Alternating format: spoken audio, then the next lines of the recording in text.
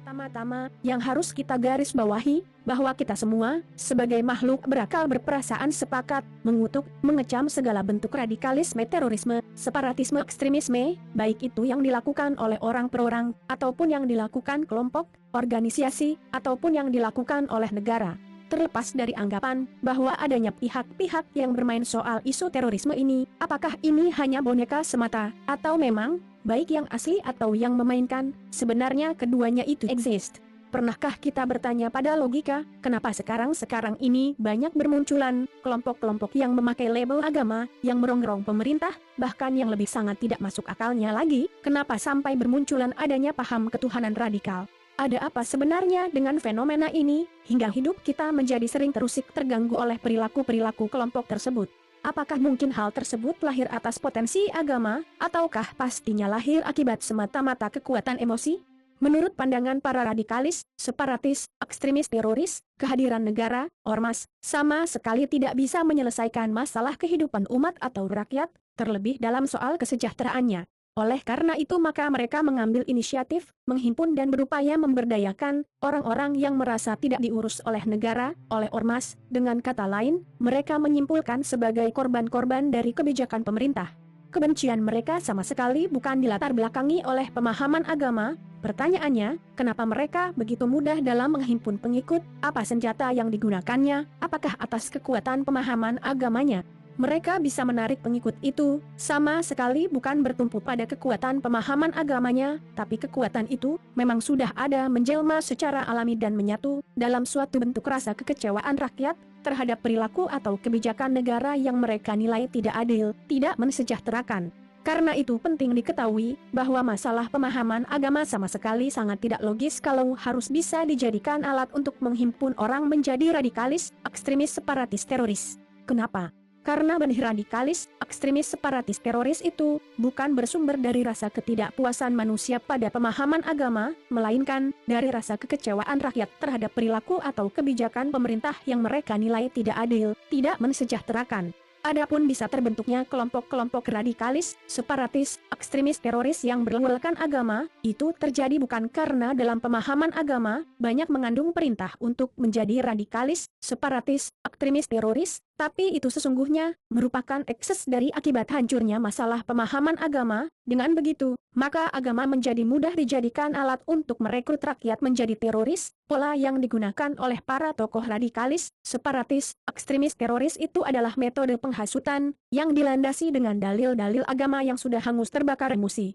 Dengan kata lain bahwa agama di mata para radikalis, separatis, ekstremis, teroris, itu hanya dijadikan dalil-dalil untuk melegitimasi apa yang akan dan atau yang harus diperbuatnya.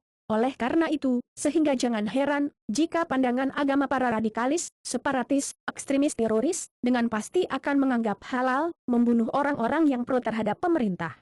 Konon awalnya, menurut para pemuka teroris, bahwa upaya pengrekrutan itu adalah solusi untuk memberdayakan rakyat yang merupakan korban dari kebijakan pemerintah. Namun faktanya, bahwa apa yang dilakukan oleh mereka, ternyata malah menjadi masalah besar bagi para pengikutnya. Dengan demikian, maka yang menjadi pertanyaannya, kenapa cerita akhir dari upaya yang didasari oleh klaim dan label agama itu, kok malah menjadi petaka besar? Benarkah itu suatu langkah yang didasari oleh pemikiran agama, ataukah langkah yang mutlak total didasari emosi? Yang menjadi fokus kita saat ini adalah mengidentifikasi soal sebab-sebab dan cara-cara penyelesaiannya. Mengapa kita senantiasa lebih senang membicarakan, mengutuk, mengecam pergerakan asap, sementara aktivitas api tidak dianggap bersalah? Hingga seolah-olah kelompok teroris itu sosok makhluk yang datang dari planet lain, yang tujuannya sengaja hanya untuk mengacau saja. Kita harus paham bahwa masalah teroris yang kita hadapi itu intinya bukanlah hal yang bersifat materi, tapi sesuatu hal yang bersifat imateri, yaitu paham atau pemahaman, sehingga semestinya titik bidiknya itu bukanlah physically, orang per orang, tapi inti persoalannya adalah pembasmian paham atau pemahaman radikalisme, separatisme, ekstremisme yang dianut oleh para teroris, sehingga kalau masalah paham tersebut tidak bisa dituntaskan, maka sampai kapanpun, persoalan teroris pasti akan tetap menghantui dan bahkan mengancam negara.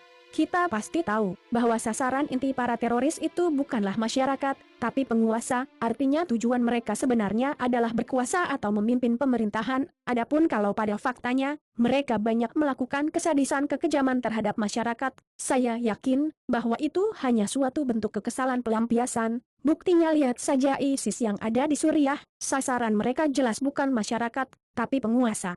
Adapun fakta bahwa mereka pun melakukan penguasaan terhadap perkampungan yang dihuni masyarakat, itu hanya suatu langkah mereka untuk demi bisa menguasai apa yang dikuasai oleh negara.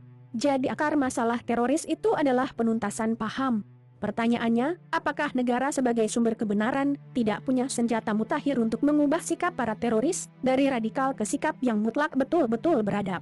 Dan kenapa yang menjadi sasaran para teroris itu negara atau penguasa? Artinya, kenapa dalam cerita pembangunan bangsa atau umat manusia ini, kok bisa muncul sikap-sikap yang di luar rasa peri kemanusiaan yang dilakukan oleh para teroris? Apakah paham radikalisme itu muncul tanpa sebab?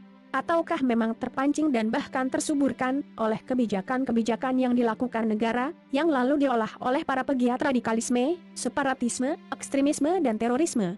Saudara semua, adapun yang terjadi sekarang ini, semisal pada ISIS di Timur Tengah, perlu untuk kita ketahui bahwa dalam tubuh pergerakan separatis seperti ISIS, di dalamnya terbagi dua bagian. 1. Orang-orang yang sengaja dikader dan dibiayai, serta langsung berperan sebagai tokoh-tokoh pergerakan, dengan maksud tertentu yang ujung-ujungnya demi kepentingan materi. 2. Yaitu orang-orang yang kesal melihat kenyataan hidup hingga dengan mudah terpancing terbawa oleh rayuan para pemimpinnya. Dan agar pergerakan tersebut seperti terlihat netral maka dinamai ISIS, yang sebenarnya sangat tidak jauh berbeda dengan pergerakan yang dulu dipimpin oleh Osama bin Laden. Kita sebagai bangsa bertuhan, dengan pasti mengutuk mengecam semua bentuk sikap radikalisme, ekstremisme, separatisme terorisme, dalam arti kita sebagai bangsa bertuhan, dengan pasti akan menolak semua bentuk ajakan, rayuan atau ajaran yang berbau radikalisme. Kenapa? Karena semua ajaran agama, filosofisnya, adalah berbasis kebenaran kebaikan dan kedamaian. Oleh karena itu, mohon maaf, dari sejak hari ini, kalau ada orang siapapun yang mengatakan bahwa apa yang dilakukan oleh para teroris itu merupakan suatu bentuk implementasi dari keyakinan ajaran agamanya, maka perkataan tersebut sama dengan telah menuduh Tuhan sebagai zat yang memiliki sifat kejam dan sadis. Naudzubillahi min dzalik. Sebab yang pasti, bahwa sikap kejam dan sadis itu merupakan hal kebalikan dari sifat-sifat yang dimiliki Tuhan Pencipta semesta. Untuk itu maka sekali lagi bahwa yang harus kita renungkan sekarang ini, yaitu, mengapa yang menjadi target sasaran para teroris itu penguasa atau negara, ada apa sebenarnya dalam masalah tersebut? Dan kalau pada faktanya, bahwa setiap penguasa senantiasa mengklaim sebagai sumber kebenaran, maka pertanyaannya, mengapa sampai muncul masalah teroris? Apakah hal itu akan dipandang sebagai makhluk-makhluk yang tidak puas dengan kebenaran? Kira-kira, makhluk semacam apa yang dirinya akan tetap merasa tidak puas terhadap kebenaran? Dan mungkinkah ada dalam kehidupan ini suatu makhluk yang akan merasa tidak puas terhadap kebenaran? Harimau dirinya puas untuk tinggal di hutan belantara dengan bergelimang sumber makanan dan fasilitas hidupnya.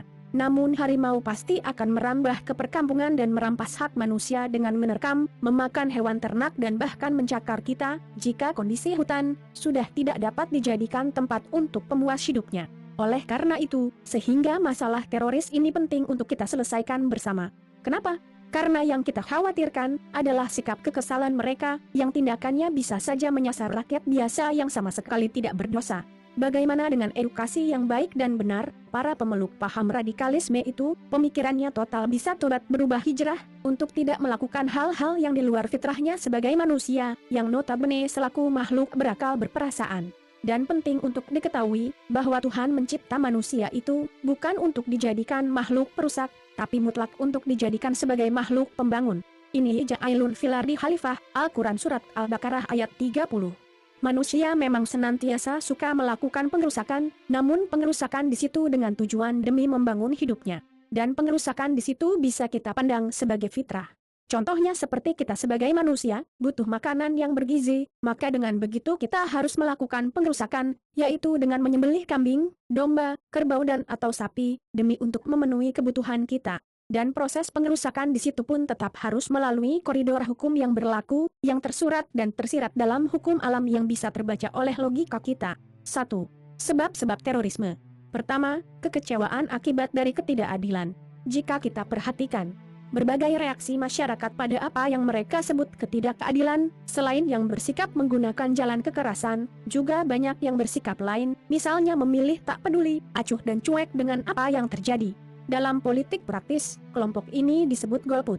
Dan jumlah golongan ini begitu banyak dan terus semakin membengkak. Dan bukankah kita juga banyak merasakan kekesalan serta kekecewaan tersebut? Kalau toh kita bersikap lain atau berbeda dengan orang golput dan atau para teroris, itu mungkin terbentuk dari cara-cara kita dalam memilih mensikapi kondisi kehidupan yang nampak di depan kita. Kedua, adanya pihak yang bermain menggunakan para teroris sebagai wayang mereka. Sebenarnya demi tujuan kekuasaan dan yang utama demi uang. Sudah banyak bukti dan narasi bicara soal ini. Namun demikian, permainan ini ada, karena memang adanya peluang dan adanya orang yang mudah diajak kerjasama, atau tanpa disadari diperalat, sebagai wayang atau boneka para dalang, yang mencari sebongkah keuntungan materi dari proyek manipulasi dan kekacauan. 2. Penyelesaian yang keliru. Pertama, sampai hari ini, belum pernah ada satupun dari kalangan politisi, akademisi, aparat penegak hukum dan ataupun tokoh agama, yang melakukan dialog terbuka dengan para teroris selain yang mereka lakukan hanyalah mengutuk dan mengecam. Mengapa kita tidak yakin, kalau hal itu dilakukan dengan cara-cara yang baik, lewat dialog terbuka serta dengan logika-logika yang logis realistis, mungkin ke depan rekrutmen teroris akan menjadi terhambat. Jangan malah diperkeruh pernyataan-pernyataan para pengamat, yang konon mengaku sebagai mantan separatis, yang banyak bicara tentang jaringan-jaringan teroris. Dan apa yang kita tangkap dari segudang obrolan para pengamat tersebut sedikit pun tidak mengandung solusi. Malah sepertinya mereka merasa senang kalau ada kejadian aksi teror. Kenapa? Karena mereka bisa tampil di televisi dan bicara ngelantur ngalor ngidul. Kedua, teroris mustahil bisa habis dengan upaya penangkapan pada segelintir pelaku selama sikap pemerintah yang tetap saja membuat rasa kekesalan kekecewaan rakyat.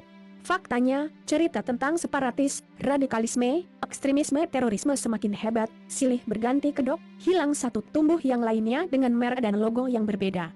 Bukti bahwa pergerakan kelompok yang merasa tidak puas terhadap pemerintah jelas semakin menjadi. 3. Sikap para aktor radikalisme, ekstremisme, separatisme, terorisme. Awalnya, keputusan untuk menjadi teroris pasti sangat berat. Kenapa?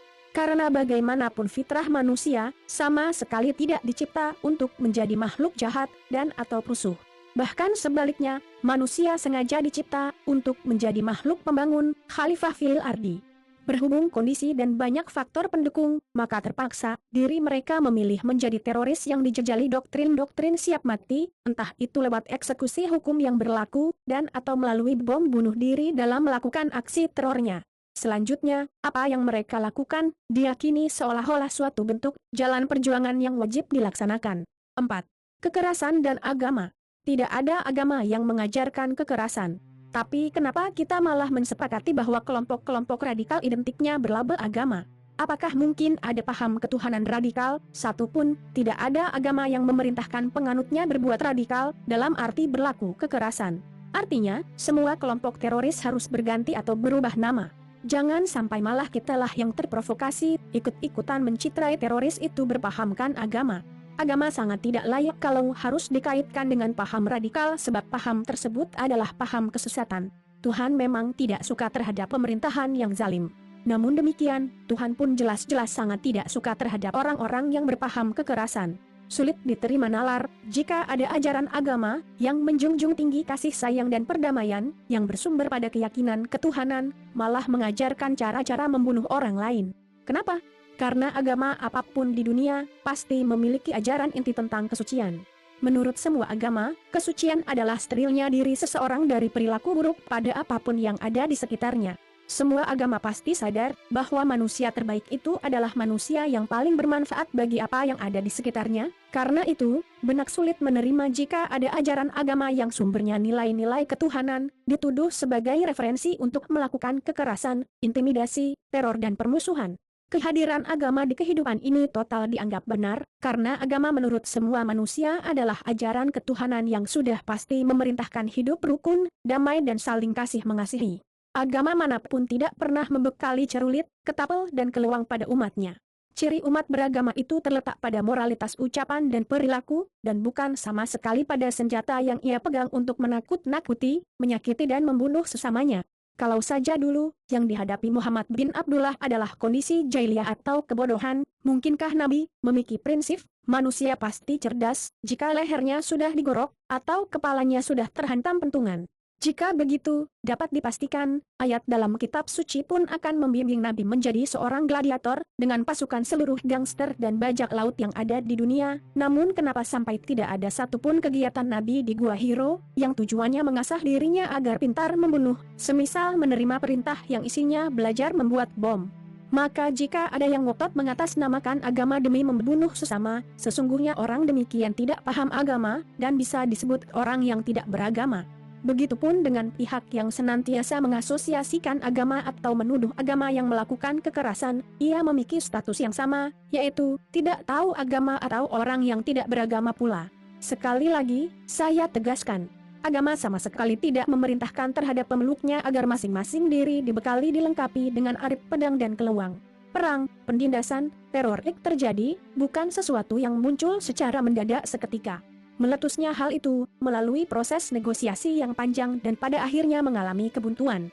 Perlu untuk diketahui bahwa kebuntuan itu terjadi akibat kelemahan akal dalam menyelesaikan masalah. Artinya yang ingin saya katakan bahwa kebuntuan tersebut bukan terjadi karena kelemahan agama, melainkan mutlak terjadi akibat kelemahan nalar.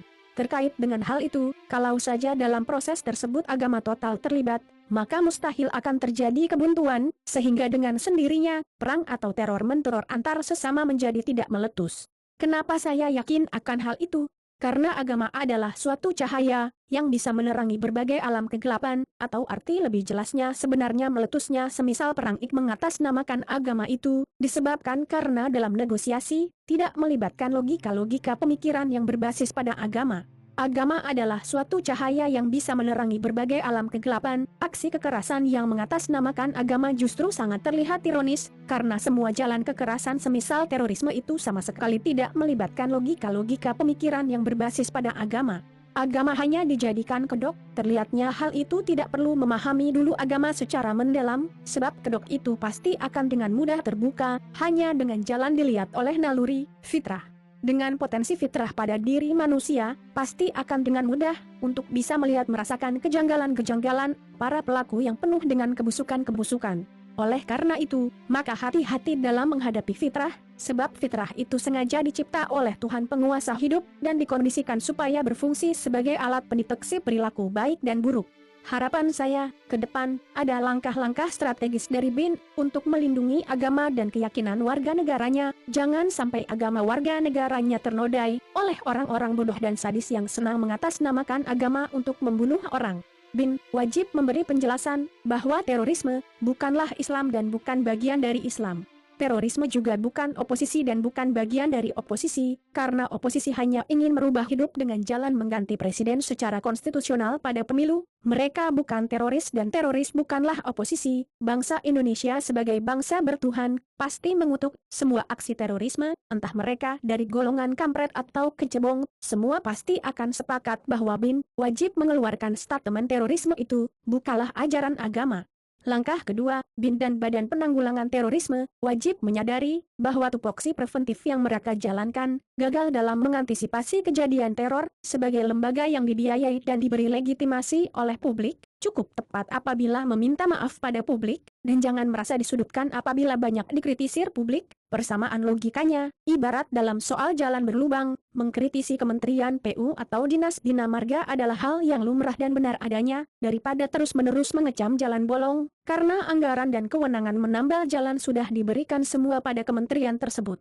Pendek kata, intinya, sekali lagi bahwa Tuhan mencipta manusia itu, bukan untuk dijadikan makhluk perusak, tapi mutlak untuk dijadikan sebagai makhluk pembangun. Dengan demikian, artinya, bahwa semestinya dalam kehidupan umat manusia ini, tidak ada sikap-sikap atau tindakan-tindakan yang bersifat perusak, atau yang dalam arti semestinya, tidak muncul radikalisme ekstremisme, separatisme terorisme. Allahu Akbar.